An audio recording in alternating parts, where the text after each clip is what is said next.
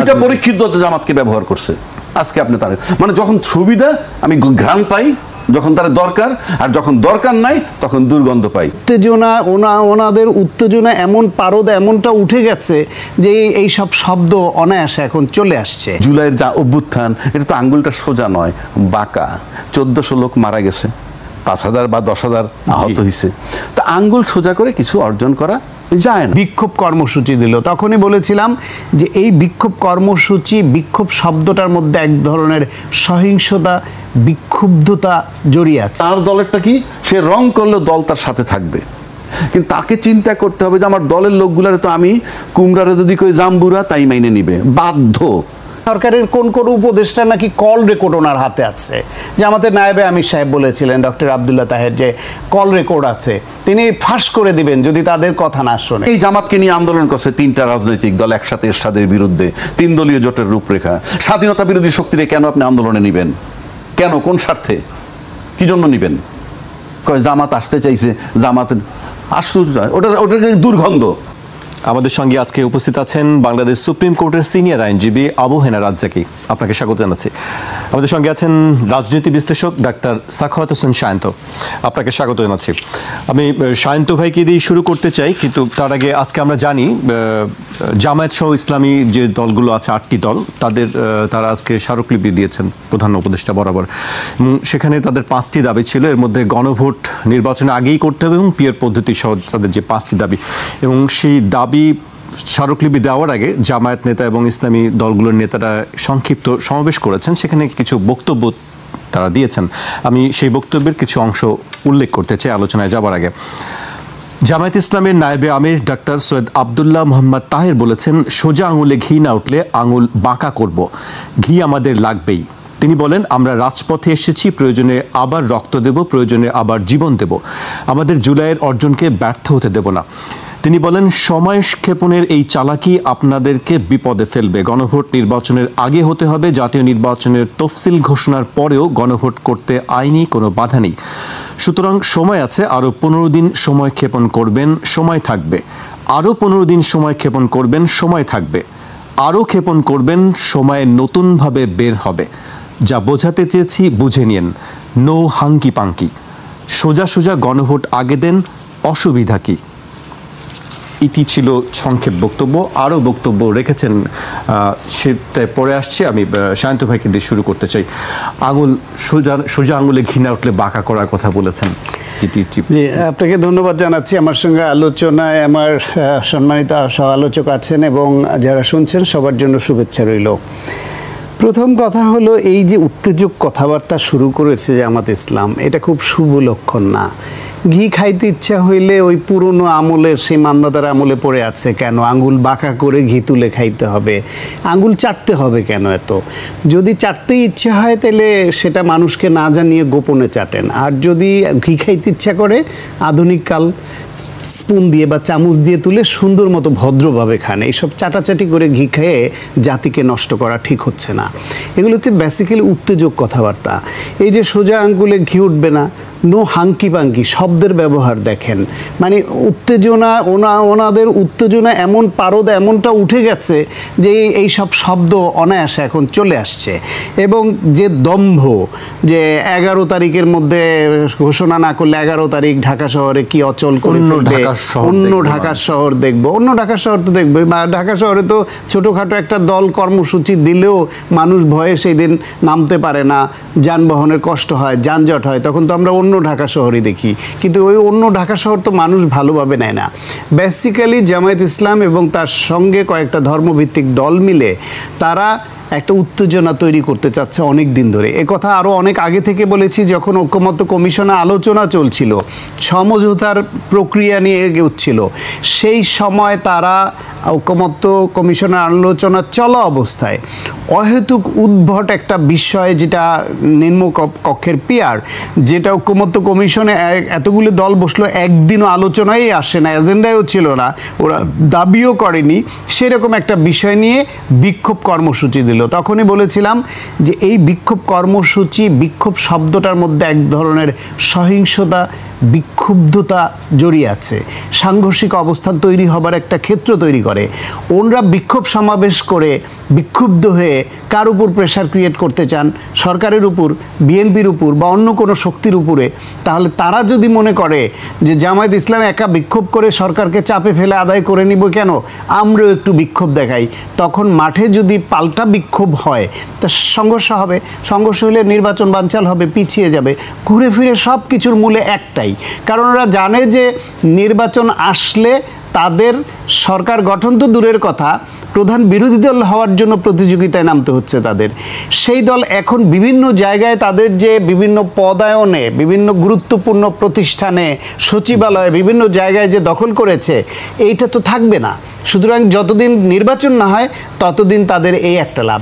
দ্বিতীয় হচ্ছে, তারা মনে করছে যে নির্বাচন না হলে তাদের যেহেতু ক্যাডার ভিত্তিক, ধর্মভিত্তিক একটা দল এবং ওই দলের চেইন অফ কমান্ড আছে, এটা সত্য, তারা কোনো সিদ্ধান্ত নিলে দলের মধ্যে সেটা নিয়ে ওই রকম প্রকাশ্য রিয়াকশন, রিপার্কেশন, দ্বন্দ্ব সংঘাত হয় না। কিন্তু মধ্যপন্থী অন্য যে রাজনৈতিক দলগুলো হচ্ছে, ধরেন বিএনপি বড় দল হিসেবে, এইখানে এদের সব সিদ্ধান্তই সব নেতাকর্মী মেনে নেয় এমন নয়। সুতরাং দিন যত বেশি যাবে তত বিএনপি কোনো না কোনোভাবে এই সব বিষয় সামনে আসবে, তাতে করে বিএনপি একটু আনপপুলার বা ক্ষতিগ্রস্ত হতে পারে, আর তারা তাদের মতো করে তাদের যে ক্যাডার ভিত্তিক কায়দা কার্যক্রম চালাবে, তাতে হয়তো তারা লাভবান হবে, এটা হয়তো ভাবছে। কিন্তু তারা এটা ভাবছে না যে এই ফেব্রুয়ারির পরে নির্বাচন পেছানোর কোনো সুযোগ নাই। নির্বাচন এত দূরে এগিয়ে গেছে, যেখানে বিভিন্ন দলগুলো প্রার্থী ঘোষণা করে দিয়েছে। বিএনপি 237 পরে একজন বাদ দিয়ে 236টা আসনে তাদের প্রার্থী ঘোষণা করে দিয়েছে। এই প্রার্থী ঘোষণার অর্থ হলো, এত আগে কিন্তু বিএনপি সাধারণত প্রার্থী ঘোষণা কোন নির্বাচনে করে না। তার মানে নির্বাচনে ঢুকে গেছে, সবাই ঢুকে গেছে। সেইখান থেকে সরকার নির্বাচনের ঘোষণা দিয়েছে ফেব্রুয়ারিতে। সেনাবাহিনী নির্বাচনের পক্ষে, তারা নর্মালি অন্য সময় স্টেক হোল্ডার না নির্বাচনে, কিন্তু এইবারের নির্বাচন পর্যন্ত যেহেতু তাদের মাঠে থেকে আইন শৃঙ্খলা রক্ষা করতে হচ্ছে, তারা ব্যারাকে ফিরে যেতে চায়। সেই জন্য এই নির্বাচনে তাদের একটা একটা জায়গা আছে বলার, মতামত দেওয়ার। তারা চায়, ব্যবসায়ীরা চায়, দেশের জনগণ চায়, বাংলাদেশকে নিয়ে যে বাইরের বিভিন্ন দেশ, বন্ধু রাষ্ট্র বা বাংলাদেশের পলিসি মেকিং ভূমিকা তারা চায়। সেই নির্বাচন এই ফেব্রুয়ারি থেকে পিছালে তার পরিণতি শুধু বিএনপি ভোগ করবে না, অন্য দল ভোগ করবে না, এনসিপি জামাতকে ভোগ করতে হবে, এমনকি দেশ ভুগবে। গণতন্ত্র উত্তরণ না হলে কেউ কারো রক্ষা নাই। সুতরাং জামাত যতই নানান ইস্যু তুলে নির্বাচন বানচালের চেষ্টা করুক, এতে সফল হবে না, শুধু মাঠ গরম করছে এবং উস্কাচ্ছে বিএনপিকে, বিএনপিও যেন মাঠে নামায়। কিন্তু বিএনপি অত্যন্ত ধৈর্যের পরিচয় দিয়ে ওরা যা খুশি করুক, বিএনপি তার মতো করে কাজ করছে। জি, শান্ত ভাই আপনার কাছে আবারও আসবো। আমি এই পর্যায়ে আবু হেনা রাজ্জাকের কাছে আসতে চাই। শান্ত ভাই একটি কথা বলছিলেন যে নির্বাচন পেছানোর একটি চেষ্টা চলছে, এবং সেই কথা আজকে বক্তব্যে আছেও। আমি সেই বক্তব্যটি আমি উল্লেখ করতে চাচ্ছিলাম যে প্রয়োজনে জাতীয় নির্বাচন ফেব্রুয়ারিতে হবে না, 2 মাস পরে করেন, কিন্তু গণভোট ছাড়া কোনো জাতীয় নির্বাচন হবে না, রাষ্ট্র সংস্কার ছাড়া কোনো নির্বাচন হবে না। খুব শক্তভাবে তারা বলছেন, এবং যদি দাবি না মানেন কঠোর অবস্থানে। দেখেন, ব্যক্তিগতভাবে যদি আপনি আমারে প্রশ্ন করেন, জি, নির্বাচন নিয়ে আগ্রহী কারা, মানে নির্বাচনটা যাদের দেশের জন্য তো দরকারি, কোনো সন্দেহ নাই। আর গণতান্ত্রিক প্রক্রিয়া টিকিয়ে রাখতে হলে আপনার নির্বাচনের বিকল্প নাই। আর যদি নির্বাচন চাওয়া বলেন, আমি ব্যক্তি চাইলে কিছু আসা যায় না, আলটিমেটলি দলগুলোকে সিদ্ধান্ত নিতে হয়। এখন এই দলের মধ্যে নির্বাচনে কে বেশি আগ্রহী, কে অনাগ্রহী, এগুলো তাদের ভাষায় বোঝা যায়, ভাষায় বোঝা যায় কে আগ্রহী কে অনাগ্রহী, এতে দল মেনশন করার দরকার নেই। সুতরাং এইটা হলো তাদের ব্যাপার। যদি আপনি দলীয়ভাবে চিন্তা করেন তাহলে তারা লড়াই করবে, এবং তারা যদি মনে করে দলবিহীন জনগণ আছে, তো দলবিহীন জনগণ যারা আছে তাদেরকে যে দল বেশি সম্পৃক্ত করতে পারবে, আন্দোলনটা তাদের পক্ষে তত বেশি চাঙ্গা হবে। কিন্তু যে বিষয়টা ছিল আমাদের কাছে, এই যে বাঁকা আঙ্গুল দিয়ে যে ঘি তোলার যে পদ্ধতি, বাংলাদেশের রাজনীতি আমি যতটুকু দেখছি, আমি সায়ন্তর মতো হয়তো রাজনীতির ভিতরে অত বেশি সম্পৃক্ত না, বাট এই দেশের নাগরিক তো আমি, সেই নাগরিক হিসেবে রাস্তায় হাঁটি, সিনিয়র সিটিজেন, ওকে ফাইন। তারপরে শান্তর সাথে আমার কথা হয়, আপনার মতো একটা সঞ্চালকের সাথে কথা হয়, 5 জন স্টেক হোল্ডারের সাথে কথা হয়, এর থেকে কিন্তু একটা রাজনৈতিক চিত্র পাওয়া যায়। সেই পাওয়া থেকে বলছি গত 53 বছরে আমি দেখি নাই যে বাংলাদেশের মানুষের, মানে আমি বলছি দলবিহীন যে জনগণ, আমি নিশ্চিত করে চ্যালেঞ্জ করছি বাংলাদেশকে, দলবিহীন যে জনগণগুলো আছে তাদের ভাষা কোনো রাজনৈতিক দল বুঝতে চাননি যখন তারা ক্ষমতায় ছিলেন। অথচ ধরেন সবচেয়ে বড় দল বিএনপি ধরে নিলাম তর্কের খাতিরে, তার 30% সমর্থন আছে, আওয়ামী লীগ বাদ এখন। তো এই 30%-এর সাথে যদি সে অ্যাড করতে পারে যে জনগণের ভাষাটা বোঝার, মানে ওই যারা দলবিহীন, আমি অন্য দলেরটা বলবো না, তার দলেরটাও বলবো না, কারণ তার দলেরটা কি, সে রং করলে দল তার সাথে থাকবে, কিন্তু তাকে চিন্তা করতে হবে যে আমার দলের লোকগুলারে তো আমি কুমড়ারে যদি কই জাম্বুরা তাই মাইনে নিবে, বাধ্য। কিন্তু জনগণ কুমড়ারে কুমড়া বলে সেই জায়গায় থাকা, সেই ভাষা বোঝে নাই বলে টাইম টু টাইম ওই রকম সিচুয়েশনকে অন্য রাজনৈতিক দল যখন কাজে লাগেছে তাদের পক্ষে, তখন দলবিহীন জনতা তাদের সাথে সম্পৃক্ত হইয়া আঙ্গুলটাকে বাঁকা করছে। এবং এই আঙ্গুল বাঁকা করার খেসারত হইলেই 90-এর গণ অভ্যুত্থান। আঙ্গুল তো বাঁকা হয়েছে, সোজা হইলে তো অভ্যুত্থান লাগতো না, সুতরাং আঙ্গুলটা বাঁকা হয়েছে। বাঁকা একটা বিরাট প্রক্রিয়া। তারপর যদি 1996 সালে আসেন, সেখানে আঙ্গুল সোজা রেখে কাজ হয় নাই, একটা নির্বাচন হয়ে গেছিল, পরে আঙ্গুল বাঁকা কইরা আপনার তত্ত্বাবধায়ক সরকার রূপান্তরিত হলো। থার্ড আসেন 111, আঙ্গুল সোজা থাকলে তো 111 আসে না, সুতরাং আঙ্গুল বাঁকা করে আসছে। ফোর্থ আসেন ইউনূস সাহেব, উনি যে আসলেন, জুলাইয়ের যা অভ্যুত্থান, এটা তো আঙ্গুলটা সোজা নয়, বাঁকা। 1400 লোক মারা গেছে, 5000 বা 10,000 আহত হয়েছে। তা আঙ্গুল সোজা করে কিছু অর্জন করা যায় না। ঘরের বাচ্চাও জুতা একজোড়া চাইলেই নানান অজুহাত, তারপর যখন ধরে স্কুলে যাবে না তখন জুতা আসে। তো বিষয়টা হচ্ছে কি এবারও আঙ্গুল বাঁকা করে না, আমি বাঁকার কথাটা বললাম যে বাঁকার রেজাল্টটা কি, আর বাঁকা ছাড়া যে হয় না বাংলাদেশে, আমি তো হিস্ট্রিটা বললাম আপনাকে, বাঁকা ছাড়া হয় না। এখন আসেন, বাঁকা আঙ্গুল রাজনৈতিক দলের জন্য ক্ষতিকর। যেমন ধরেন জামাত যে বাঁকা আঙ্গুলের কথা বলছে, এটা ক্ষতিকর কেন? ওই যে নির্বাচন পরিস্থিতি যদি অস্থির করে, নির্বাচন যদি বাতিল হয়ে যায়, আমি বলছি না বাতিল হবে, উনিও সেটা বলছে বাতিল হয়ে লোকসভা বেকার। তো আঙ্গুল যদি বাঁকা হয় আর নির্বাচন যদি বাতিল হয়, তাহলে এই বাঁকা আঙ্গুলে ক্ষতিটা কার হবে? বিএনপির। কেন হবে? কারণ নির্বাচনে বিএনপির বিজয় সুনিশ্চিত।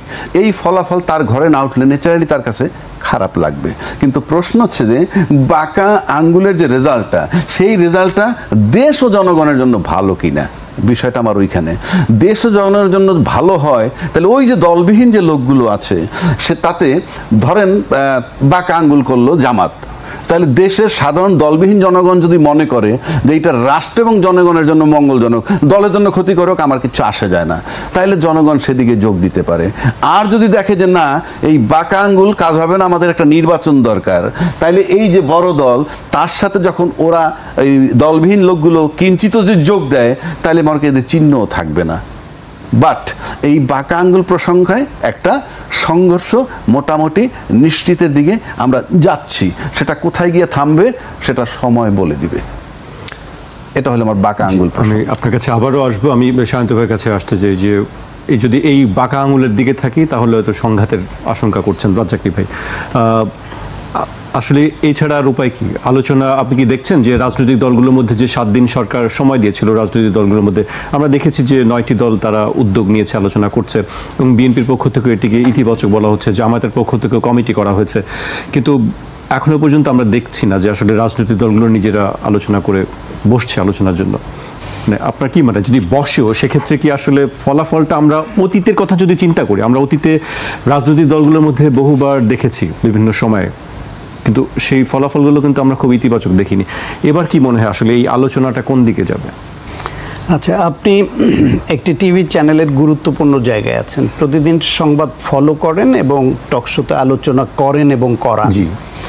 তো আপনার দুটো বিষয় নিশ্চয়ই মনে আছে যে এই ঐকমত্য কমিশনের শুরুর দিকে কমিশনের যিনি পরিচালনা করেছেন ডক্টর আলী রিয়াজ সাহেব, তিনি তার বক্তব্যে বলছিলেন যে যেসব বিষয়ে সব দল একমত হবে আমরা সেটাই সনদ আকারে নিব, যেগুলোতে একমত হবে না সেটা নির্বাচনী ম্যানিফেস্টো হিসেবে দলগুলো দিবে এবং জনগণ ডিসাইড করবে।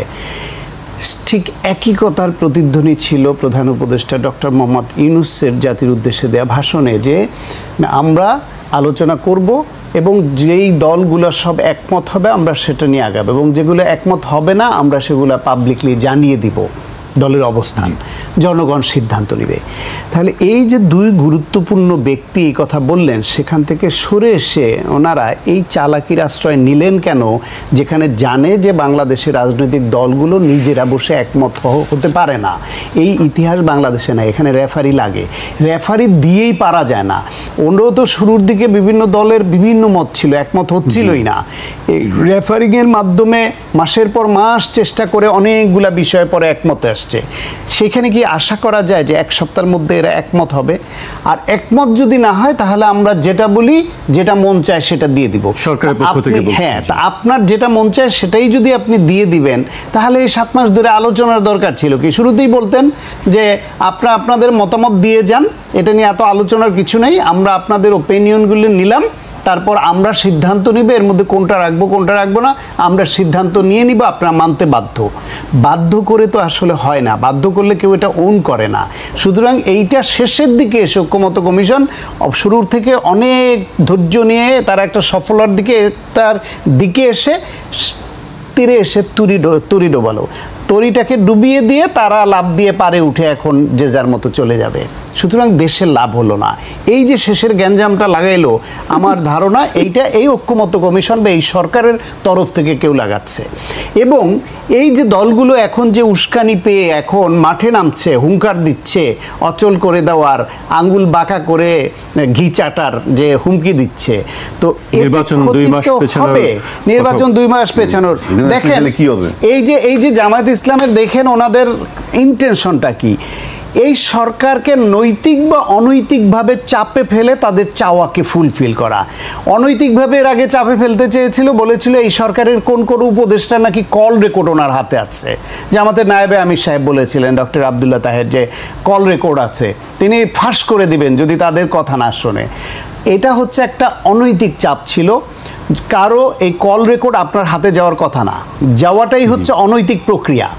তারপর আবার সেটাকে আপনি যদি তারা রাষ্ট্রবিরোধী কিছু করে থাকে, দেশবিরোধী কিছু হয়ে থাকে, জনগণ বিরোধী হয়ে থাকে, আপনি সেটাকে বরং ওই তদন্ত প্রক্রিয়ার মাধ্যমে তাদের বিরুদ্ধে ব্যবস্থা নেওয়াবেন, সেটার একটা প্রক্রিয়া আছে। সেটা এই ভাবলে পাবলিকলি হুমকি দেয় না। শেখ হাসিনা করতো এই কাজটা, দুর্নীতিবাজদের জায়গা মতো বসা আসতো। বিচারপতি সিনহার নামে যে দুর্নীতির যে বিষয়গুলো আনছিল, পরে আসলো, বেরিয়ে আসলো, তারাই বের করলো।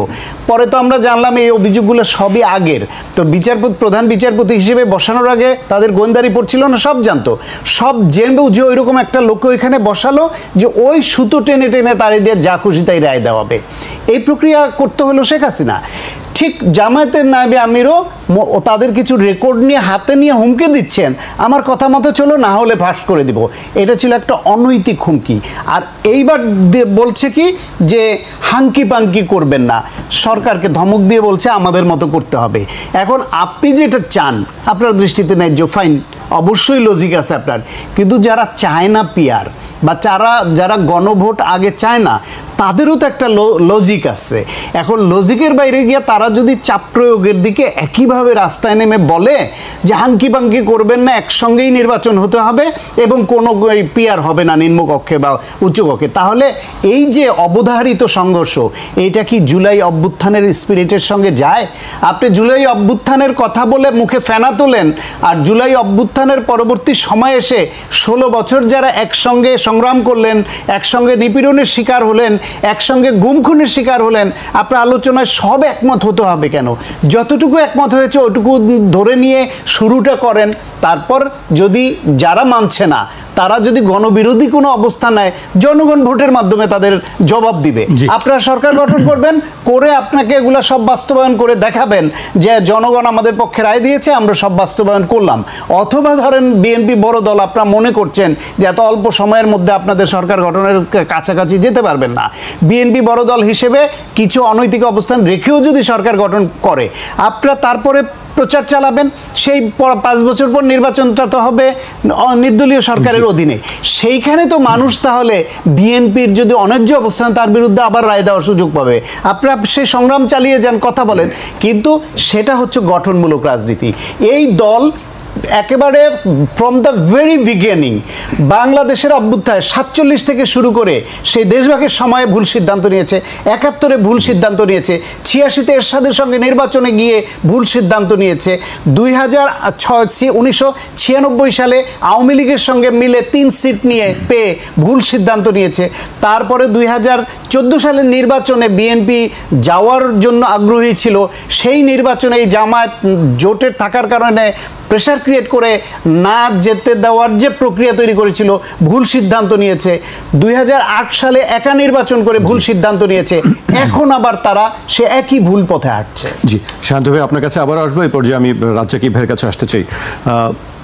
অনিবার্য সংঘাতের কথা বলছিলেন শান্ত ভাই, এবং নো হাঙ্কি পাঙ্কি এই কথাটি বেশ কয়েকবারই বলছেন যে সরকারকে এক ধরনের চাপে। তবে এই নো হাঙ্কি পাঙ্কি এই শব্দগুলা মনে হয় যে একটা পরিপক্ক রাজনৈতিক নেতা বয়স্ক লোকের শব্দগুলো এইভাবে যায় না। নো হাঙ্কি পাঙ্কি আমার মানে সে হয়তো মিন করছে যে হাঙ্কি পাঙ্কি মানে কোনো চালাকি চলবে না ইত্যাদি কৌশল, ভালো কথা, বাট এটা হাঙ্কি পাঙ্কি কথাটা জানি কেমন একটু হালকা মনে হয়, ভালগার টাইপের। যাই হোক, সেটা নিয়ে আমার সমালোচনা না, মূল বিষয় হচ্ছে আমরা কোথায় যাচ্ছি। শান্ত অনেকগুলো কথা বলছে। আমার এখানে প্রথম একটা বক্তব্য, তার জামাত কিন্তু একটা অতি ক্ষুদ্র দল যদি আমি বিএনপির মতো দলের সাথে তুলনা করি, কোনো সন্দেহ নাই। কারণ আমি সবসময় বলি জামাত যে জনসভা ডাকে সেটা আলটিমেটলি কর্মী সম্মেলন হয়। কেন বলি? কারণ যারা সিগারেট খায় তারা জামাতে যোগ দিতে পারবে না, মাদক সেবন করতে পারবে না, মানে এগুলি তারা অ্যাকসেপ্ট করে না। বাট আপনি যদি বড় নদীর ভিতরে যান, নদীর ভিতরে সাপ, ব্যাঙ, কুমির, কুচ্চিয়া, বোয়াল মাছ, পুঁটি মাছ সব থাকবে, সেটা নিয়ে কিন্তু নদীতে থাকে এবং এরা একে অপরের আহার, তার ভিতরেই সার্ভাইভ করে। সুতরাং আপনি যদি দল করতে চান, বড় দল, বড় জনসভা, সেদিক থেকে আপনি বিএনপি বলেন, আওয়ামী লীগের আলোচনা আমি করি না, তবেও করি, আওয়ামী লীগ যে অতীতে করছে তারা জনসভা করে কেন? সবাই দল মত নির্বাচনে গিয়ে যোগ দেয়, গিয়ে দেখে সিগারেট খায়, পাশে ইয়ে খায়। আপনি জামাতের এখানে গিয়ে দেখবেন যে না, কেউ সিগারেট টিকেট টানে, তার মানে আলটিমেটলি কর্মী সম্মেলন বসে ইয়ে খায়, বুঝলাম না।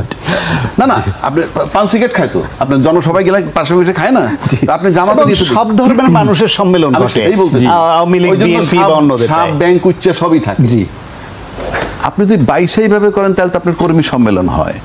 সেখানে আমার প্রশ্ন, এত বড় দল, তাতে এই ক্ষুদ্র জামাতের চাপে সরকার কেন পড়বে?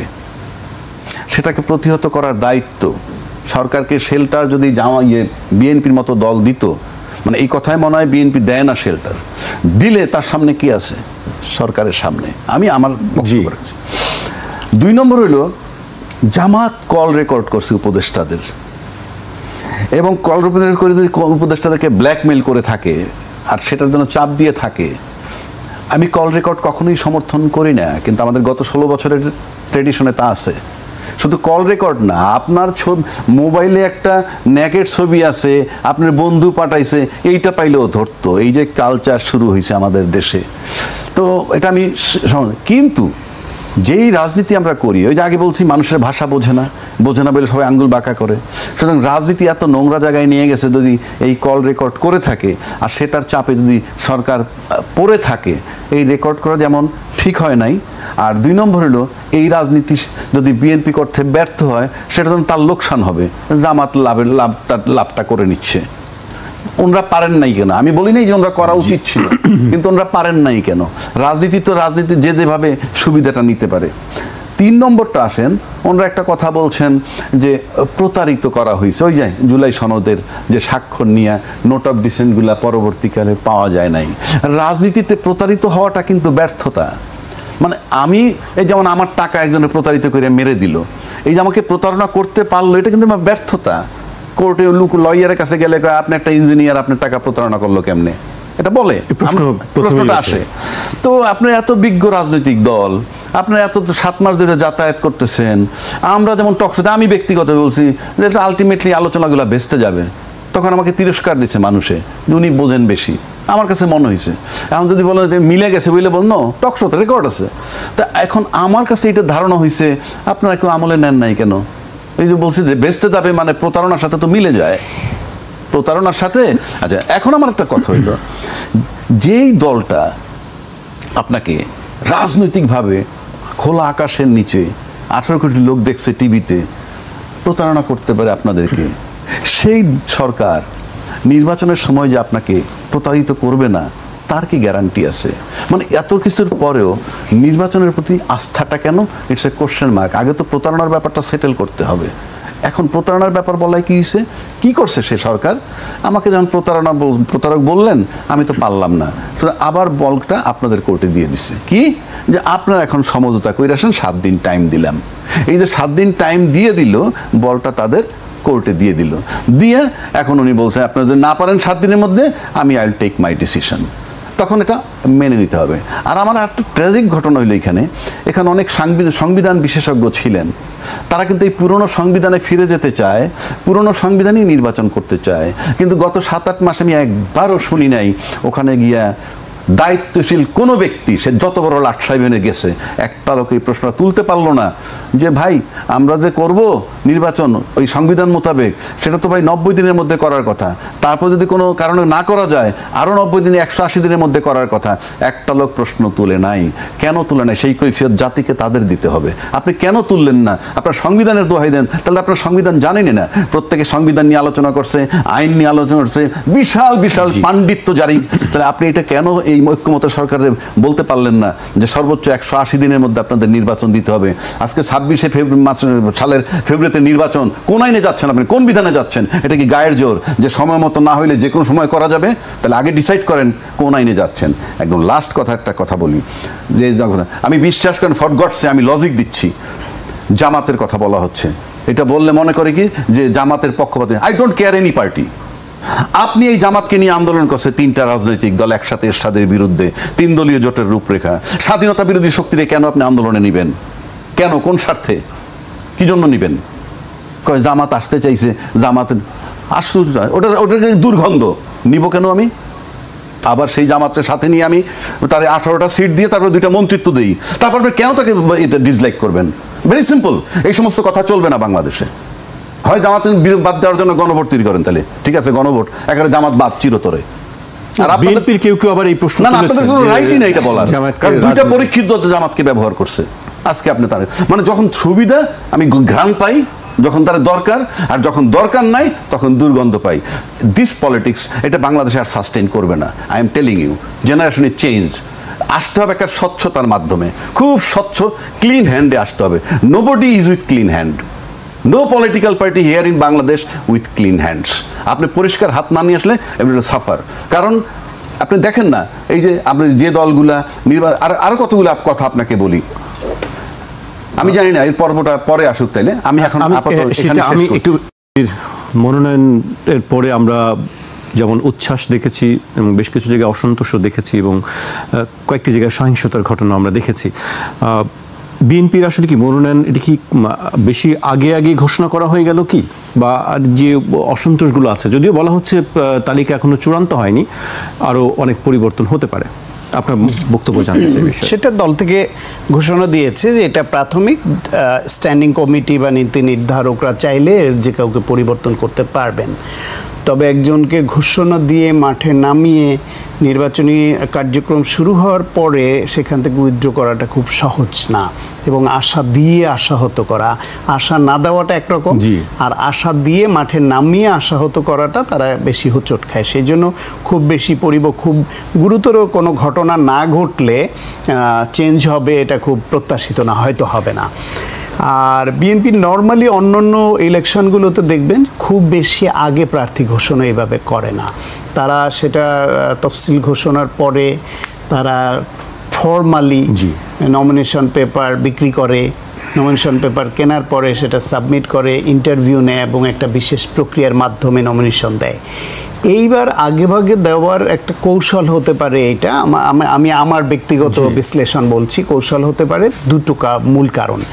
একটা হচ্ছে জামায়াত ইসলাম অনেক আগে থেকে সব এলাকায় প্রার্থী ঘোষণা করে দেওয়াতে জামায়াতের সেই ব্যক্তিরা ডোর টু ডোর যাচ্ছেন, নির্বাচনী প্রক্রিয়ার মাধ্যমে তারা কার্যক্রম চালাচ্ছেন, ভোট চাইতে যাচ্ছেন, সমর্থন আদায় করছেন।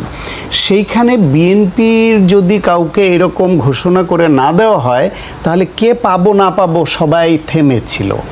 সে কারণে বিএনপিও যাতে ক্যান্ডিডেটশিপ ঘোষণা করে দিলে তিনিও যাতে তার কার্যক্রম নিয়ে জনগণের কাছে যাওয়া শুরু করেন, ফলে জনসম্পৃক্ততা বাড়ে। জামায়াতের কৌশলকে অনুসরণ করা? আমি বলছি অনুসরণ না, জামায়াত যেহেতু আগে প্রক্রিয়া করে ফেলেছে, সুতরাং বিএনপি যদি আগের স্টাইলে এরকম পরে দেয় তাহলে জামায়াত অ্যাডভান্টেজ নিয়ে নিতে পারে। সেই জন্য জামায়াত যাতে এই কোনো অ্যাডভান্টেজ, বিশেষ অ্যাডভান্টেজ নিয়ে নিতে না পারে, রাজনৈতিক সুবিধা, সেইটা বিএনপি একটা তাদের কার্যক্রম দিয়ে ওইটাকে নিউট্রালাইজ করলো, এটা একটা হতে পারে, আমার ধারণার কথা বলছি। সেকেন্ড যেটা, সেটা হচ্ছে যদিও ফেব্রুয়ারিতে নির্বাচন হবে এইরকম একটা ঘোষণা সরকারের তরফ থেকে দেওয়া হয়েছে, সব দল বলছে, সব স্টেক হোল্ডাররা বলছে, একটু প্রথম আলোচনা আমি বলেছি, কিন্তু তারপরও মানুষের মধ্যে নানামুখী অনিশ্চয়তা আছে। যেখানেই আপনি যাবেন এখনও কিন্তু প্রশ্ন করে ফেব্রুয়ারিতে নির্বাচন হবে তো। মাঝে মাঝেই বাহিনীর প্রধানরা প্রধান উপদেষ্টার সঙ্গে দেখা করতে গেলে বলে কিছু একটা ঘটবে, আজ রাতে ঘটে যাবে। একটা রেগুলার মহড়ার বেসিসে সেনাবাহিনী কোনো মহড়ার আয়োজন করলো, ওই ইউটিউবাররা বিদেশ থেকে বলে দেয় আজ রাতে এই কু হতে যাচ্ছে। তা নানান রকম মানুষের সব কথা উঠছে, তো আবার এর সুযোগ নিতেও পারে। পতিত ফ্যাসিবাদ গোষ্ঠী তারা প্রচুর টাকা নিয়ে বসে আছে, তাদের লোকজন কয়েক হাজার লোক পালিয়ে গেছে ঠিকই, কিন্তু এরা তো এই অবৈধভাবে ওইখানে অস্ত্র সঙ্গে নিয়ে যেতে পারেনি, কারণ যেই দেশ তাদের আশ্রয় দিয়েছে তারা তো অবৈধ অস্ত্রসহ আশ্রয় দেবে না। তাহলে এই 16 বছর ধরে যে সাম্রাজ্য গড়েছিল আওয়ামী লীগের যারা, তাদের যে অবৈধ অস্ত্র সেটা কিন্তু দেশে রয়ে গেছে, তারা অরাজকতা তৈরি করতে পারে।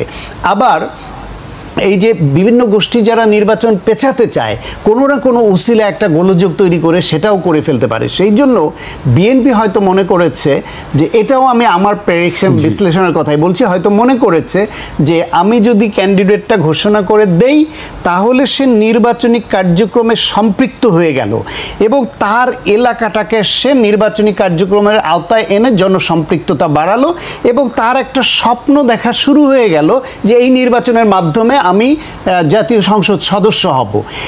এখন যদি সেখান থেকে কোনো গোষ্ঠী যদি নির্বাচন বানচালের ন্যূনতম চেষ্টাও করে, এই যে 236টা আসনে যে প্রার্থী ঘোষণা হয়েছে তারা প্রত্যেকে এক একটা বলয় তৈরি করবে এটা প্রতিহত করবার জন্য, এবং এই যারা প্রতিহত করতে চায় তাদের সেই অশুভ উদ্যোগকে বিএনপি এই নমিনেশন ঘোষণার মাধ্যমে কঠিন করে তুলল।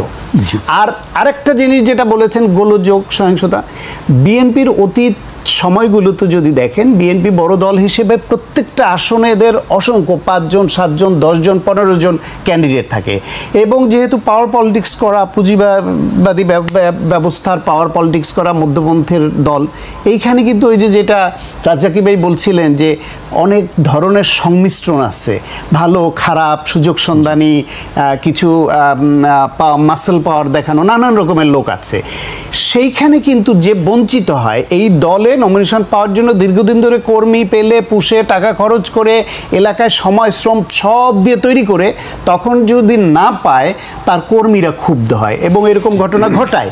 কিন্তু এইবার আমি খেয়াল করছি হাতে গোনা খুবই অল্প সংখ্যক কয়েকটা আসনে প্রতিবাদ, মানে সড়ক অবরোধ, একটু গাছ মানে লাকড়ি পুড়িয়েছে, একটা মিছিল করেছে, সরাসরি যে খুনোখুনির পর যে আগে যেরকম মাঝে মাঝে কখনো কখনো ঘটতো, আলহামদুলিল্লাহ সেটা হয় নাই, এটা বিএনপির একটা পজিটিভ সাইন।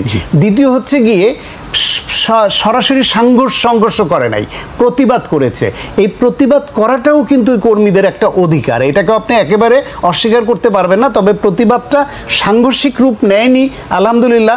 ভবিষ্যতে যাতে না নেয় বা যেটুকু নিয়েছে এটুকুও যাতে নিতে পারে, দলের সেই ব্যাপারে আরও কঠোর হতে হবে। আমি এ পর্যায়ে রাজ্জাকি ভাইয়ের কাছে আসতে চাই। আসলে বিএনপির মনোনয়ন নিয়ে এবং এই যে সাম্প্রতিক যে সংঘাত সহিংসতাগুলো আমরা দেখছি, এ বিষয়ে আপনার বক্তব্য কি? আসলে এটা একটা ঝামেলায় ফেলাইলেন আমারে, কেন জানেন? 1 নম্বর, আমি বিএনপির রাজনীতির সাথে সম্পৃক্ত না। 2 নম্বর, আমি তাদের ভিতরগত বিষয় জানি না। আমরা তো জামাতের সঙ্গে সম্পৃক্ত না, জামাতের বিষয়ে তো কত কিছু বললেন। জামাতের পক্ষে বিপক্ষে আমি বলি নাই, আমি আমার ওপিনিয়নটা দিচ্ছি, আমি এখনো দিই। এইখানে ওপিনিয়ন আমরা জানি আপনি কোনো রাজনৈতিক দলের সঙ্গে জড়িত নয়, আপনার মতামতটাই মানুষ জানতে চায়। যেমন ধরেন প্রতিবাদ হতে পারে কর্মীদের মধ্যে, but it must be within your home, আপনার বাসার মধ্যে, কারণ এটা তো আপনার দলীয় ব্যাপারটা তো দলীয়। আমরা 3 জন, তারে নমিনেশন দিল, আমাদের 2 জনের ক্ষোভ আছে, এটা ইনডোরে, অর্থাৎ নমিনেশন যারা দিচ্ছেন তাদের সাথে ফাইট হইতে পারে। বা 1-to-1 হতে পারে, আপনি ওনারা কেমনি দিলেন, আপনি আমার দিলেন না, ইত্যাদি ইত্যাদি হতে পারে। বাট হোয়েন ইট মানে যখন এটা পাবলিক হবে, তার সমস্যা আপনার ঘরের, তো আমার বাইরে মেজাজ কেন? সমস্যা আপনার দলের ভিতরে, নমিনেশন হেরে দিছে, এই দুজনের দেয় নাই, আপনি রাস্তা অবরোধ করতেছেন ফর এক্সাম্পল। আমি বলছি না এটা, কিন্তু আপনার ঘরের ঘটনায় তো রাস্তা অবরোধটা কোনোভাবে গ্রহণযোগ্য না। তাহলে মানুষ ভাববে কি, what message you are giving? জিনিসটা যত ছোটই হোক, প্রবলেম তো আপনার ঘরের। এই কারো ঘরের সমস্যা নাই এটা কিন্তু নয়, প্রত্যেকের ঘরের ভিতরে সমস্যা আছে। জামাতের ঘরের সমস্যা নাই, কথার কথা বলছি, তো সেই সমস্যা তো আপনি বাইরে নিয়ে আসবেন কেন? আচ্ছা, 2 নম্বর আপনি আসেন, এই যে প্রচার করবে, যেমন ধরুন অনেক দিন আগে নমিনেশন দেওয়া হয় নাই, কিন্তু মাত্র 3-4 জনের ব্যবধানে 237 জনের দেওয়ার পর 113 জনের ভিতরে রদবদল হয়ে গেল।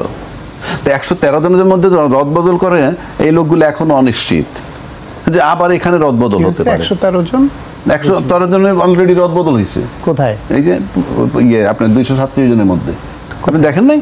এটা যদি হয়, সরি আমি এটা এখনো দেখি নাই, জানি না, এটা হওয়ার কথা না। আপনি 113 জনের দরকার নেই, 2 জনও যদি করেন, কথার কথা, ভালো তো হলো না। যেমন নমিনেশন দিয়ে একজনরে জয় বাংলা স্লোগান দিয়ে ফেলছে ওই যে মাদারীপুরে, তার ওইটা নাকি স্থগিত করা হয়েছে। আচ্ছা, এখন প্রশ্ন হচ্ছে তাহলে আপনি নমিনেশন কাকে দিচ্ছেন? আপনি তো নমিনেশন দেওয়ার আগে চিন্তা করে দিবেন। তাহলে এখন যদি ওই যে জামাত যেহেতু অনেক আগে নমিনেশন পাইছে, প্রচার করতেছে, তারা প্রচারে নেমে গেছে, এখন তো তারা প্রচারে নেমে বলবে নট গ্যারান্টি যে উনি থাকবে বিএনপির, কারণ রদবদল হয়, স্লোগান একটা দিলে স্থগিত করে দেয়। মানে আমি বলছি প্রত্যেকটা তাদের ক্ষতি হচ্ছে। আর একটা মারাত্মক ব্যাপার আমার কাছে, সবচেয়ে বড় দল বিএনপি, বিএনপির ঠেকা নিছে যে আমার ছোট দলগুলোকে অ্যাকোমোডেট করতে হবে। কারণটা কি করতে পারে তারা? তাদেরকে যদি আমি অ্যাকোমোডেট না করি, তাহলে কি তারা আমার বিরুদ্ধাচরণ করবে? বিরুদ্ধাচরণ করলে খালি আমার ক্ষতি হবে, মানে আমার এত বড় দলের ক্ষতি এই কয়টা লোকে করবে, আর এত ছোট দল জামাত, তার ক্ষতি করতে পারবে না এরা? I don't understand their politics. আমার ঠেকাটা কি যে তাদেরকে অ্যাকোমোডেট করতে হবে? 237 জনের নমিনেশন দিয়ে যখন আপনি 63টা বাকি রাখছেন, আমরা সোশ্যাল মিডিয়ায় পাইছি এগুলো এদের জন্য রাখা হয়েছে। তো এই যে এদের জন্য রাখা হয়েছে, এটা একটা বিরাট জটিলতা। মানে ছোট দলকে যে আসন ছাড়ার জন্য আপনি যে একটা জটিলতা তৈরি হয়েছে দলের মধ্যে। কেন? যে আমার তো প্রত্যেকটা বিএনপি এত বড় একটা দল, প্রত্যেকটা আসনে তাদের 3-4 লোক আছে, সেখান থেকে আপনি 63টা সিট একেবারেই অফ রাখবেন, তাইলে এটা একটা জটিলতা তৈরি হয় না? 1, 2 ইতিমধ্যে আমরা দেখছি এক জায়গায় ঝাড়ু মিছিল হয়েছে, আরেকজনের ভেঙে দিছে তার অফিস। কেন ভাঙছে? তুই আসবি কেন? আর তারা যদি দলেরে বলে যে আপনি তারা আনবেন কেন? এর আগে কিন্তু আমরা এই বড় দলের কাছে এটাও শুনছি, আমরা অনেক সময় শক্ত বিরোধী দলের কথা বলছি যে নির্বাচন হইলে একটা শক্ত বিরোধী দল দরকার। তখন এগুলো রিপ্লাই আসছে কিরকম, কেন বিরোধী দলের আনার ঠেকা আমাদের না, মানে আমরা নির্বাচন করে যাব যে কে আসলো না। আমি একমত, আপনার দল হিসাবে আমি একমত, তাহলে আমি ছোট দলকে অ্যাকোমোডেট করতে যাব কেন? নাম্বার 1, আমার ঠেকাটা কি? আর তারা আমার বিরুদ্ধে করলে আমার ক্ষতি হবে কেন? ক্ষতি হবে, হোয়ার ইজ মাই উইকনেস? যে তারা ক্ষতি করতে পারবে, যে সমস্ত দলের কর্মী আর নেতা একটা বাস বললে কমপ্লিট হয়ে যায়, তারা আপনার কি ক্ষতি করবে? Why you are afraid of this small parties? Number 1। Number 2 হচ্ছে আবার একটা জটিলতা আছে যে আপনি ছোট দলের লোকের নমিনেশন দিবেন, নমিনেশন না যে তুমি নির্বাচন করো, আসনটা ছেড়ে দিলাম, কিন্তু আপনি সমঝোতা, কিন্তু ওই দলের, ওই ছোট দলের প্রতীক নিয়ে নির্বাচন করবে, আপনি নিশ্চিত থাকেন ওটা সে ফেল করবে। কেন ফেল করবে? কারণ অঞ্চলের লোক এত কিছু বোঝার টাইম নেই। তার যখন দেখবে যে তার দলের প্রতীক নাই, তার দলের মার্কা নাই, ওটা মাথা ব্যথাই থাকবে না, ওখান থেকে তৃতীয় দল বেরিয়ে যায়, আপনি নিশ্চিত করতে পারেন। তাহলে ওই 63টা দলে যদি নমিনেশন, তারা যদি মনোনয়ন দিয়ে দেয় যে তুমি করো, আমাদের দলের লোক ভোট দিবে, মার্কাটা যদি ওই দলের না থাকে, বড় দলের, ইনশাআল্লাহ তাআলা এটা সমূহ সম্ভাবনা আছে এটা মার্কা তো থাকছে না, সেটাই তো বললাম, সেটাই বললাম। আর তৃতীয় আরেকটা জটিলতা আসেন যে যদি আপনি যে নিজ দলীয় এই 4 জনের মধ্যে 3 জনের বঞ্চিত করে একজনে দিলেন, আমি বঞ্চিত বলছি এই কারণে, ওই 3 জন ভাববে আমাকে বঞ্চিত করা হইলো, কারণ প্রত্যেকে দেখবেন নিজ নিজ ক্ষেত্রে বলে আমার চেয়ে বেশি স্যাক্রিফাইস কেউ করে নাই, সুতরাং আপনি সে বঞ্চিত মনে করবে। অলরেডি একটা ঘটনা ঘটছে যে একজন প্রার্থীর সাথে একজনকে অলরেডি কিল্ড, আমি ঠিক জানি না এই কিলটা কে করছে বা কাকে করতে চাইছে। যদি প্রার্থীকে করতে থাকে, করার প্ল্যান করে থাকে, সেই হয়ে থাকে, তাহলে এটা একটা বার্তা। এটা তো আপনার টোটালটা আভ্যন্তরীণ কোন্দল, কাজে আপনি এই কোন্দলগুলো অন্য দলে নাই। আপনি বড় বিষয় 7 ভাইয়ের পরিবার, অথবা একটা পরিবারে 7 ভাই আর একটা পরিবারে মাত্র 2 ভাই, 2 ব্রাদার্স আর ইউনাইটেড, আর 7টা ভাই ইউনাইটেড না, 7টা ভাই পরাস্ত হয়ে যায় ওই 2 ভাইয়ের কাছে আর এক পরিবারের। মানে এটা একটা মারাত্মক ব্যাপার। আপনি এখানে তো অন্য দলের সেই কোন্দলটা নাই, সেই সমস্যাটা নাই। এগুলাকে মাথায় রাখতে হবে এই নির্বাচনের জন্য। আর একটা হইলো, কেউ কিন্তু শুধু নির্বাচন নিয়ে আলাপ করতে পারতেছে না। গণভোট আসছে, আঙ্গুল বাঁকা করতেছে, গণভোট দিতে হবে। তা আপনি নির্বাচনে যান কিভাবে? আপনাকে এইগুলাকে থামিয়ে, এগুলোকে স্টপ করাই না যেতে হবে। আপনি যদি ওইভাবে আসেন, দলবিহীন জনগণ যখন বলছিল যে রাষ্ট্রপতিকে অপসারণ করা দরকার, দলীয় লোকরা তখন বলছিল সাংবিধানিক সংকট হবে।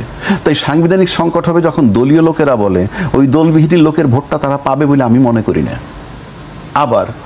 আবার দলবিহীন লোক যখন বলে সংস্কার বিচার তারপরে নির্বাচন, তখন দলযুক্ত লোকগুলো বলছে যে চলমান প্রক্রিয়া সংস্কার এবং বিচার, নির্বাচনটা দেন। তার মানে এই সমস্ত বক্তব্যে দলবিহীন জনগণগুলো পাওয়া খুব মুশকিল। সেই দলবিহীন জনগণগুলা বিবেচনায় নিবে এই সমস্ত দাবির সাথে কারা সম্পৃক্ত। সুতরাং নির্বাচনী সমীকরণটা সামনে খুবই জটিল বলে আমার কাছে মনে হচ্ছে। জি, শান্ত ভাইয়ের কাছে আসতে চাই। নির্বাচন নিয়ে জটিলতার কথা বলছিলেন, যে সামনে জটিলতা আসছে এরকম একটি আশঙ্কার কথা তিনি বলছেন। আমি আপনার কাছে জানতে চাই আসলে যে বিএনপির শরিকদের নিয়ে আসলে কি ভাবছে, তাদেরকে কত আসন দেওয়া হবে কি হবে না, এবং সেই সব আসনে যারা বিএনপির ত্যাগী নেতাকর্মী আছেন তাদের একটি আপত্তির বিষয় আছে। এইটি আসলে বিএনপি কিভাবে মোকাবেলা করবে মনে হয় আপনার কাছে?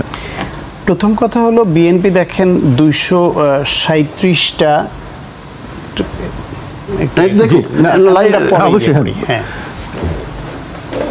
এইটা কি, এটি কি একটু আপনি একটু বলবেন, দেখতে থাকুন। না, এই 4 তারিখের একটা অনলাইনের কি এনপিবি নামে 113 আসনে বিএনপির প্রার্থী বদল, কি বোগাস, ফালতু বলেন। আমরা তো আমি বলি আপনাকে, যদি 113টা তো দূরের কথা, 13টা হইলে মেইন স্ট্রিম মিডিয়া 4 নভেম্বরের নিউজ, 4 নভেম্বর, আজকে 6 তারিখ চলে আসছে। যদি 113 না, বিএনপির মতো দলে 13টা আসনে পরিবর্তনের কথা হতো, 13টা জায়গায় শুরু হয়ে যেত এবং মেইন স্ট্রিম মিডিয়া আসতো। আমি যখন বলছেন রাজ্জাকি ভাই, তখনই বুঝেছি এটা একটা ফেক নিউজ, ফলস স্টেটমেন্ট, কোথাও পাবেন না। মেইন স্ট্রিম মিডিয়া এগুলো হেডলাইন হয়েছে, আরে ন্যূনতম অথেন্টিসিটি থাকলে মেইন স্ট্রিম মিডিয়ায় হতো। এই অনলাইন এই একটা কারবার খারাপ করেছে। ইউটিউবার অনলাইন যখন যা খুশিতে একটা হেডলাইন করে দিল, আর আমরা ওইটাকে কোট করে টকশোতে বলা শুরু করি। এইটা থেকে যায়, কিন্তু ইউটিউবে থেকে যায়, সব জায়গায় থেকে যায়, মানুষ ভুল বার্তা পাবে। বিএনপির মতো দলে এই 236 জনের দিয়ে 4 তারিখে একদিন পরে এসে 113টায় পরিবর্তন করে ফেলবে। আর তার ধারে কাছে যদি হতো, এত সারা জায়গায় প্রতিবাদ উঠতো না তার। যেই কয়টাতে আপনার নর্মালি পছন্দের প্রার্থী পায় না বলে তারা প্রতিবাদ করছে, আর একজনকে দিয়ে তারপর নিয়ে গেলে প্রতিবাদ উঠতো না। এইসব বোগাস নিউজ ওই জায়গায় থাক, গার্বেজ যত সব। এনিওয়ে, আপনি প্রশ্ন করেছিলেন যে জোটের বিএনপি 236টা যে নমিনেশন দিয়েছে, 37টা দিয়েছিল, বাকি যে 63টা আছে, এই 63টা খালি রাখার পেছনে মূল কারণটা হচ্ছে বিএনপি শুরু থেকেই বলে আসছে তারা রাষ্ট্র পরিচালনার দায়িত্ব পেলে তাদের ভাষায় জাতীয় সরকার গঠন করবে। ঠিক ওইটা জাতীয় সরকার হবে না, হয়তো তাদের ঐক্যমত্যের সরকার হবে, যে তাদের একসঙ্গে যারা আন্দোলন সংগ্রাম করেছে ফ্যাসিবাদ বিরোধী দীর্ঘদিন ধরে, তাদেরকে অবশ্যই করবে। এইটা আমি বলছি আপনাকে চ্যালেঞ্জ দিয়ে, দায়িত্ব নিয়ে বলছি, বোগাস রিপোর্ট, ফালতু রিপোর্ট, বাজে শব্দটাই ব্যবহার করলাম, পত্রিকা বললাম ফালতু রিপোর্ট। ওরা সাংবাদিকতার পর্যায়ে পড়ে না যারা এটা লিখেছে। এনিওয়ে, সেই ক্ষেত্রে আপনার এই যে জোটের যারা আছে তাদের জন্য এটা রেখেছে, কিন্তু সমস্যা হলো বাংলাদেশে বিভিন্ন সময়ে জোটে যাওয়ার ক্ষেত্রে ছোট দলগুলি তারা মনে করে তাদের অনেক দেওয়া উচিত, কারণ তাদের যে প্রথম সারির বেশিরভাগ দলে 2 জন 3 জন 4 জন এরকম গুরুত্বপূর্ণ নেতা থাকেন, আর বাকিরা কেউ জিতে আসার মতো না। শুধু নমিনেশন দিলেই তো হবে না, জিতে তো আসতে হবে। বিএনপি কয়েক লেয়ারে জরিপ চালিয়েছে, বিভিন্ন সংস্থা দিয়ে, নিরপেক্ষ প্রফেশনাল সংস্থা দিয়ে জরিপ চালিয়েছে। বিএনপির অনেক গুরুত্বপূর্ণ ভালো নেতারা, যারা ভালো নেতা, ভালো ইমেজ আছে যাদের, এরকম শিক্ষিত নেতারা বাদ পড়েছেন। অনেকেই বলছেন যে ওনার সংসদে আসা উচিত ছিল, উনি নমিনেশন দেওয়া উচিত ছিল, কিন্তু তার এলাকায় তার জনসংযোগ কম। জরিপে কোথাও যদি তার অবস্থান ওইরকম না হয় যে ওনাকে দিলে জিতে আসতে পারবেন, এখানে প্রতিপক্ষ ক্যান্ডিডেটকে অনেক ফ্যাক্টর কাজ করে, সেই ক্ষেত্রে ওই ছোট দলগুলোর মধ্যে আবার যারা একটু জনপ্রিয় বা প্রথম সারির ওয়েল নোন নেতা, তারা আবার যদি একটু অন্যদেরকে ওন করে সংখ্যাটা না বাড়িয়ে দেয়, তাহলে ওরা মনে করে যে ওদের পেছনে আমরা রাজনীতি করে ওরা শুধু দুজনেই এমপি হতে চায়, আমাদের কথা ভাবলো না, ফলে তাদেরকে একটু বড় সংখ্যা দিতে হয়। এইসব নিয়ে চাওয়া পাওয়া নিয়ে একটু জটিলতা হয়, আস্তে আস্তে ঠিক হয়ে যাবে। মূলত এই যে ফ্যাসিবাদ বিরোধী আন্দোলনে যারা বিএনপির সঙ্গে ছিল, তাদের মধ্যে জামায়াত ছাড়া যারা যারা আসতে চায় তাদের প্রত্যেককে বিএনপি ছাড় দেওয়ার মানসিকতা ধারণ করেই 63টা খালি রেখেছে। জি, আমি শেষ করব রাজ্জাকি ভাইকে দিয়ে শেষ করতে চাই। আসলে যে আসন বন্টন মনোনয়ন নিয়ে আপনার বক্তব্য জানতে চাই। শেষ পর্যায়ে চলে এসেছি আমরা। এই ওভারঅল আসলে বিএনপির যে সিদ্ধান্ত বা রাজনৈতিক দলগুলোর সিদ্ধান্ত, এগুলা চূড়ান্তভাবে যার যার দলই আমার কাছে মনে হয় তারাই বলতে পারবে তারা কোন ক্রাইটেরিয়া দেয়। কিন্তু আমি নর্মালি মনে করি যে ধরেন ওই যে যেটা বললাম, একজনের জয় বাংলা স্লোগান দিল তো একটা স্থির হয়ে গেল, মানে স্থগিত হয়ে গেল। কিংবা নওগাঁয় আমরা আন্দোলন দেখছি, সীতাকুণ্ডে দেখছি রাস্তায় ইয়ে করে, ময়মনসিংহে দেখছি এটা করে, নাটোরে হচ্ছে। তো এই বিষয়গুলো এটা দলের চিন্তা করা উচিত, এবং দলকে যদি ভালোবাসে সেই দলের বক্তব্যে দেখি সবাই বলে দল যাকে মনোনয়ন দিবে আমরা সেটা মেনে নিব, কিন্তু ইন অ্যাকশন দেখা যাচ্ছে না। মানে এই আলোচনাগুলো এই বড় দলটাকে নিয়ে যেভাবে হচ্ছে, অন্য ছোট দল নিয়ে কিন্তু সেগুলো হচ্ছে না। আর আমার কষ্টের জায়গাতে আমি বললামই, আমার কেন ছোট ছোট দলগুলো অ্যাকোমোডেট করতে হবে। এবং এই আজকে এই পর্যন্ত এনসিপি কোনো দলই না, মনে করেন ভোটের বাজারে তারা জিরো এখন পর্যন্ত। কিন্তু আমরা সংবাদ মাধ্যমে দেখি যে তাদের তো বিএনপি জামায়াত দুই পক্ষই চায়। আমি তো সেজন্যই বলছি, মানে তাদের একটা অবস্থান আছে, সেটাকে ম্যানেজ করেন। কিন্তু এই ছোট ছোট দলগুলোকে আমি আসন ছেড়ে দিয়ে নিজ দলের মধ্যে বিভক্তি সৃষ্টি করব, আমার কাছে তো মনে হয় এটা খুব ওয়াইজ ডিসিশন বলে আমি ঠিক মনে করি না। আর যদি বিএনপি এইটা কৌশল মনে করে যে হ্যাঁ এটা আমি আমার বিরুদ্ধে কোনো কথা যাতে আপাতত না বলে, কেননা আপনার নমিনেশনটা কনফার্ম হয় যখন মনোনয়নপত্র জমা দেওয়ার সময় দলীয় কাগজটা সাথে জমা দেয় যে অমুক দলের মনোনীত প্রার্থী হিসাবে, এবং স্বাক্ষর থাকে দলের চেয়ারম্যানের অথবা দলের চেয়ারম্যান যাকে দায়িত্ব দেন সেই ব্যক্তির, তখন এটা হয়তো চূড়ান্ত হয়। এখন ওই পর্যন্ত যদি মনে করেন যে জামাত কি বলে, বিএনপি নিজেও বলে যে আমাদের বিরুদ্ধে যথেষ্ট প্রপাগান্ডা ছড়ানো হচ্ছে, ষড়যন্ত্র হচ্ছে, নির্বাচন বানচালের সেক্ষেত্রে যদি মনে করে যে এই তকমাটা দিয়া আপাতত অন্তত এই মনোনয়নপত্র জমা দেওয়ার পূর্ব পর্যন্ত যদি তাদেরকে মুখ বন্ধ রাখা যায়, এবং আশা করি থাকবেও বন্ধ, কারণ এমন একটা মোহ এমপি হওয়াটা আমি গত 53 বছর যাবৎ দেখতেছি। মোহটা কি জন্যে? মোহটা হইল সালাম আতাবের জন্য না, কারণ যারা নমিনেশনটা পাবে বিএনপির পক্ষ থেকে অন্য ছোট দল, তারা প্রত্যেকটা সালাম আদাব পায়। কেন পায় জানেন? টিভি ফেস দিয়ে, দলের নেতা হিসাবে না। তো টিভি ফেস দিয়ে যেটুক পায় আমার মনে হয় একটু কম নয়। যখন আপনি একটা নমিনেশন নিয়ে যাবেন তখন সেই দলের অন্তর্ভুক্ত, যেমন ধরেন সাকিব আল হাসান ক্রিকেট তারকা, সবার তারকা ছিল সে, কিন্তু যখনই সে আওয়ামী লীগ থেকে পাশ করছে তখন তাকে সবাই সাইড করে দিয়েছেন যে আওয়ামী লীগের সাকিব আল হাসান। তো আমরাও টিভিতে কথা বলি, আমরাও দুই চারটে সালাম আদাব পাই, আমার সম্মানের দিক খেয়াল করলে এটা কম নয়। তারপর যখন আপনি এমপি হইতে চান, আপনার উদ্দেশ্যটা কি? ওই যে বলছি সাংবিধানিকভাবে সংবিধান যে ক্ষমতা দিচ্ছে এটাকেও এক্সারসাইজ করবে না, এক্সারসাইজ করবে কোথায় মজা, মজার সাথে অর্থনীতির সম্পর্ক আছে। তা না হলে আপনার এত অস্থির হওয়ার কিছু নাই। একটা এমপি পদের জন্য প্রত্যেকেই যাদের কথা বলছি তারা এমপির চেয়ে অনেক বেশি সম্মান নিয়ে চলছেন সমাজে। এখন আসলে এই সময় সবাই আমি দেখছি যে এমপি হওয়ার জন্য এটা অন্য হিসাব, এটা